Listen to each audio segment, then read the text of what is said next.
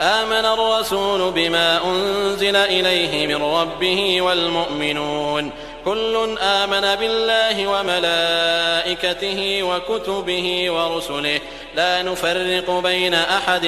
من رسله وقالوا سمعنا وأطعنا غفرانك ربنا وإليك المصير. لا يكلف الله نفسا إلا وسعها لها ما كسبت وعليها ما اكتسبت ربنا لا تؤاخذنا إن نسينا أو أخطأنا ربنا ولا تحمل علينا إصرا كما حملته على الذين من قبلنا ربنا ولا تحملنا ما لا طاقة لنا به واعف عنا واغفر لنا وارحمنا أنت مولانا فانصرنا على القوم الكافرين.